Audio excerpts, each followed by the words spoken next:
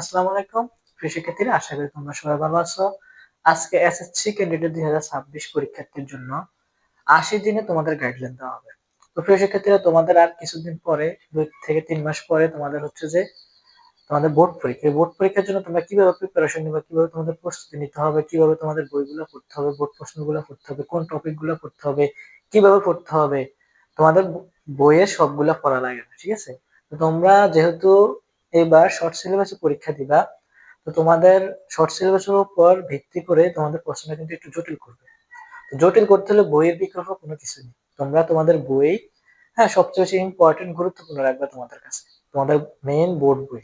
তো তোমরা জানো বিগত 2025 সালে প্রায় 6 লাখের অধিক স্টুডেন্ট ফেল করছে। তো তোমাদের এই 2026 সালে পরীক্ষার মধ্যে না জানো কয় লাখ ফেল করে আবার। তো তোমরা যারা পরীক্ষা দিবা, তো তোমরা পাস করার অ্যাবিলিটি বা ক্যাপাবিলিটি নিয়ে পরীক্ষা হলে যাওয়ার চেষ্টা করবে, এবং হচ্ছে যারা ভালো স্টুডেন্ট, ভালো করতে চাও, তাদের জন্য হচ্ছে যে আজকের ক্লাসটা, আর যারা হচ্ছে যে পাস করতে চাও তাদের জন্য ক্লাসটা। তো তোমরা দুজনেই ক্লাসটা দেখতে পারো, দুই দলে ক্লাসটা দেখতে পারো, ঠিক আছে? এখানে আমাদেরকে বলছে যে এখানে আমরা প্রথমে পড়তে হলে কি করতে হবে, প্রথমে আমাদেরকে দেখতে হবে প্রথম 10 দিন ক্লিয়ার বেস তৈরি করা, ঠিক আছে? ক্লিয়ার বেস তৈরি করা বলতে বোঝানো হয়েছে তোমাদের শর্ট সিলেবাসে কি কি আছে সে সম্পর্কে তোমাকে অবগত হওয়া, তুমি কোন কোন টপিক গুলো ভালোভাবে শিখতে হবে। তো এখানে আমরা লক্ষ্য সিলেবাস বোঝা, ভয় কাটানো, আমাদের সিলেবাসটা কি লং নাকি শর্ট নাকি, হ্যাঁ, কিরকম ম্যাথ গুলা, বিষয়ের টপিক গুলা সেই সম্পর্কে জানা, এবং আস্তে আস্তে তার ভয় কাটানো। তারপর সব বিষয় পূর্ণাঙ্গ সিলেবাস একবার দেখে নাও। সব বিষয় পূর্ণাঙ্গ সিলেবাস তোমাদের বোর্ড পরীক্ষার জন্য যে টপিক গুলো আছে, যে অধ্যায়গুলো আছে, এই অধ্যায়গুলো একবার দেখে নিবে।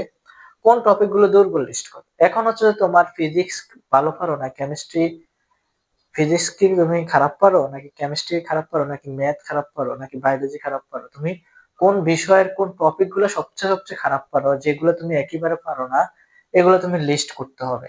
প্রতিদিন 6-7 ঘন্টা পড়তে হবে, যেগুলো তুমি পারো না প্রতিদিন 6 থেকে 7 ঘন্টা প্র্যাকটিস করবা, ঠিক আছে?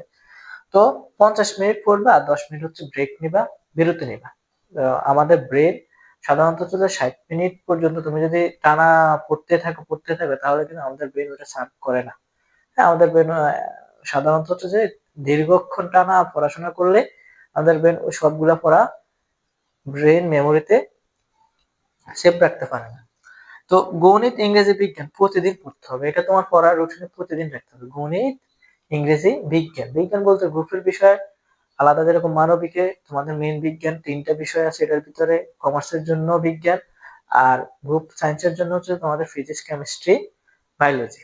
এই 3টা বিষয় তোমরা অবগত রাখতে হবে। পরের 40 দিন 100% সিলেবাস শেষ করবা। পরের 40 দিনে তুমি কি 100% সিলেবাস শেষ করার চেষ্টা করবা। তারপরে গণিত 2 থেকে 2.5 ঘন্টা প্র্যাকটিস করতে হবে, বা তুমি 2 থেকে 3 ঘন্টা প্র্যাকটিস করতে হবে, গণিতে প্র্যাকটিস বেশি করতে হবে।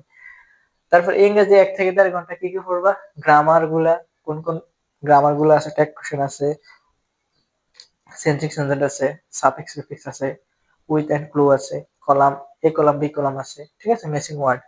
তো সেম প্যাসেজ, যে তোমাদের বইয়ের যে প্যাসেজ গুলো। আর রাইটিং, তোমাদের যে প্যারাগ্রাফ, স্টোরি, তারপর হচ্ছে ডায়লগ, তোমার হচ্ছে কম্পোজিশন, এগুলা দেখতে হবে।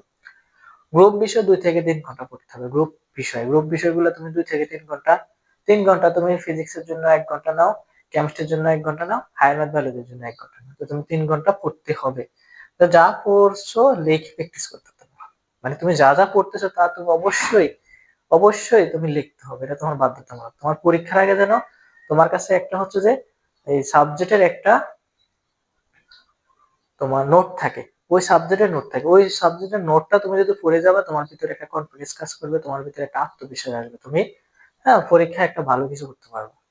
তারপরে এখানে সেরকম গাইড নয়, আগে বই শেষ করবা, ঠিক আছে? গাইড নয়, তুমি যদি সম্পূর্ণ গাইড মুখস্থ করে ফেলো কোনো লাভ নেই স্যার। তোমাকে অবশ্যই আগে বই সম্পূর্ণ শেষ করতে হবে। বইয়ের যতগুলো টপিক আছে, যতগুলো সংজ্ঞা আছে, যতগুলো নিয়ম আছে, যতগুলো ফর্মুলা আছে, সবগুলো তুমি ভালোভাবে বুঝবা, কনসেপ্ট গুলো ক্লিয়ার করবা।